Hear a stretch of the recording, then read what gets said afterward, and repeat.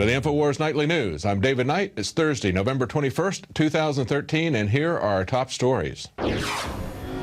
Tonight, the spy state continues its meteoric rise and now wants to peer inside your car. Good news on the battlefront, GMOs have been banned in the Big Island of Hawaii, and the InfoWars crew continues to make waves in Dealey Plaza. All this and more on the InfoWars Nightly News. Well, our top story tonight is the fight for the First Amendment. Now, tomorrow is the 50th remembrance of the assassination of JFK in Dallas, and the Dallas government has done everything in their power to try to shut down any mention of the assassination, to try to make it a commemoration of his life. That's commemorable, but that's not what happened 50 years ago in Dallas. It was a very dark time, and we need to look at what happened. It does not respect the memory of JFK to ignore what happened or who did it. We need to investigate this crime. People still want it investigated after 50 years because the story doesn't add up, but they have censored it. Now, we have a right as the people in the First Amendment, it's recognized by the government, that we have a right to peacefully assemble and to redress our government for grievances. A lot of people have grievances about the way the investigation was conducted. And this is what happened last night. Who are you with? I'm with Dallas Police Department. Oh, a member of the establishment. They want to turn this into Tiananmen Square. So, bring my camera people over. I want a live feed. Get my camera people over here. I can't wait to be given your unconstitutional thing. I swear to God, just like Pittsburgh, I'm going to sue everybody. So just get ready, and I will sue you personally in civil rights court. So get ready. You think we're your slaves? You think this is North Korea? You think this is Tiananmen Square? You're going to find out. Better think again. Just told me to get off this property. He says it's private property. Oh, I know. Hey, let's interview this cop. Yeah, no, it doesn't matter. They love it. They love serving the system. You wait till your pension funds are gone. You wait till this country's gone straight to hell. Just wait. You're going to get what you want. Now, what is this I hear? Who's the plainclothes person that's going to tell us they're going to give us tickets for handing out free speech in America? Oh, she said that. Go ahead and say it on camera. Say it to the news. Say it to America. Smile while you're doing it. No, tell us. Everyone can hear me. Here, tell us in the bullhorn. Yeah. Use the bullhorn.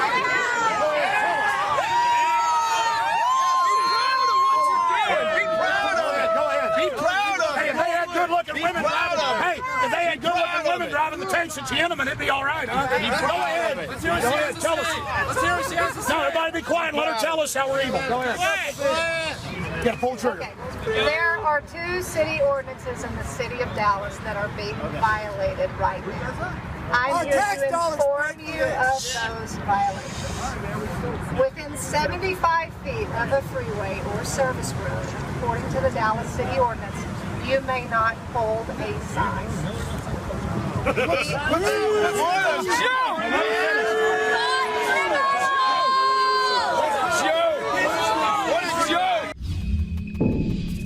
Now, as Alex said in other parts of the video, if they had a pretty woman driving the tanks at Tiananmen Square, I guess that would be okay.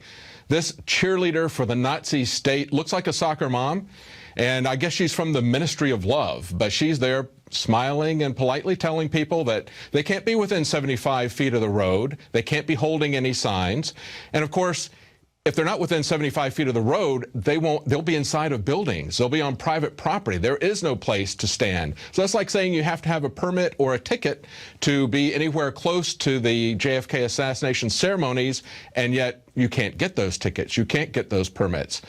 They're absolutely out of control. They have to be stood up to. Now, we've got more reports later in this broadcast about what happened today.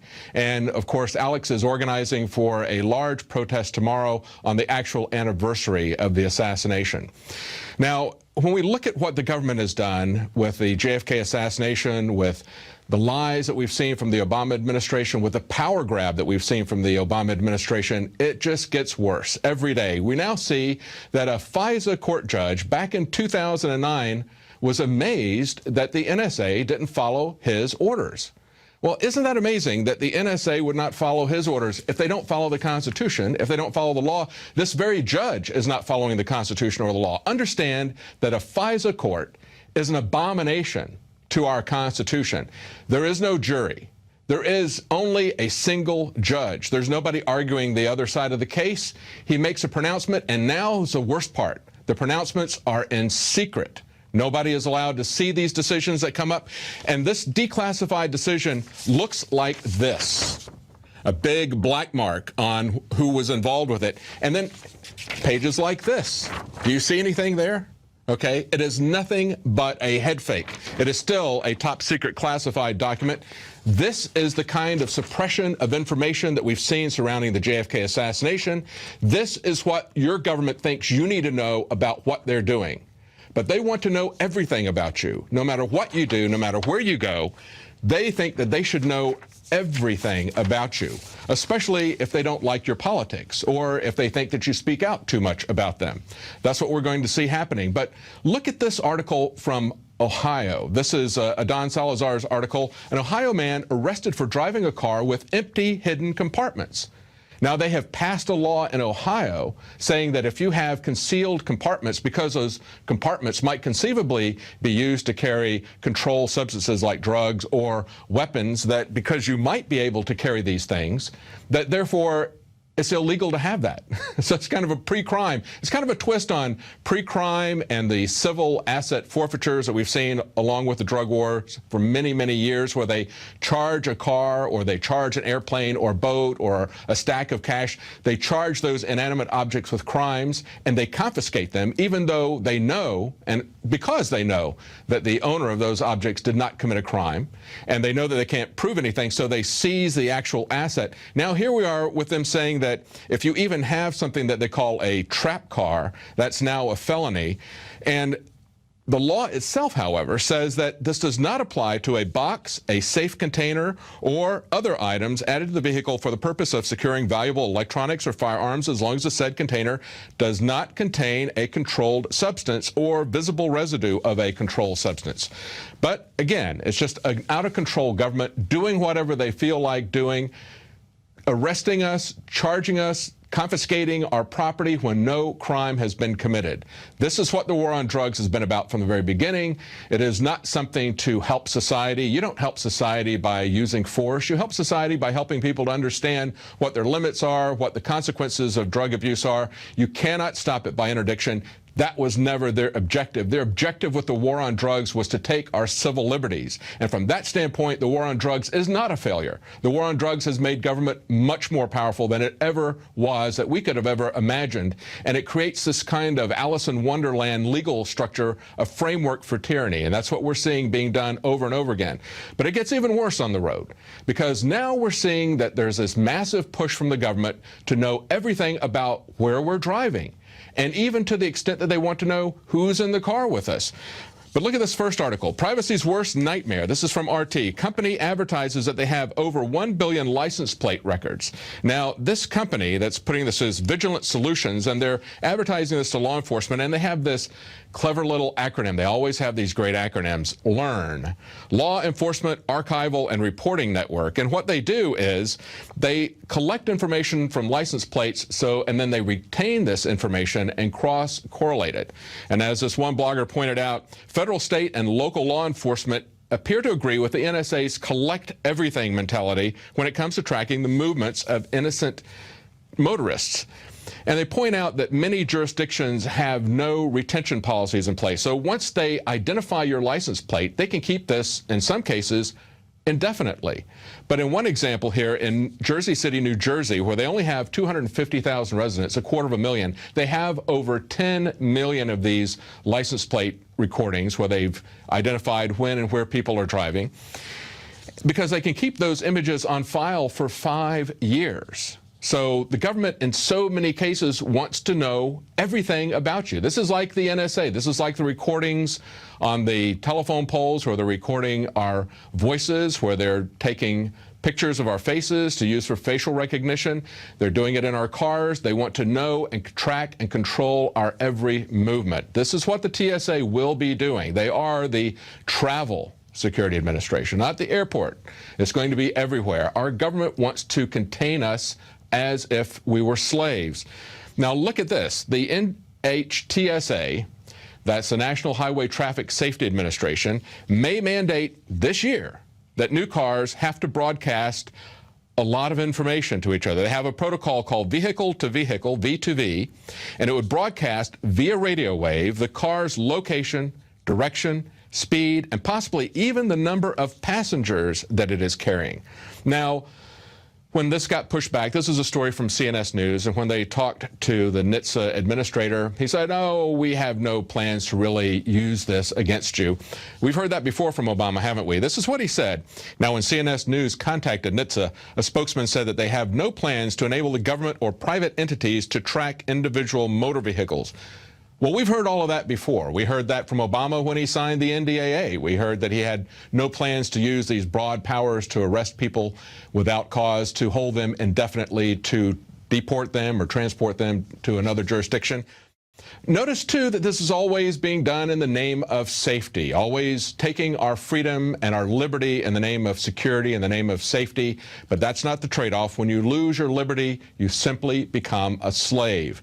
Now, the fact that they're going to do this, or proposing to do this, through what they call a rulemaking process to mandate these things, highlights exactly what the problem is that Rand Paul is now addressing with some new bills that he has. He's put out 3 new bills that really cut to the heart of what is wrong with our legislative process, what's wrong in Congress.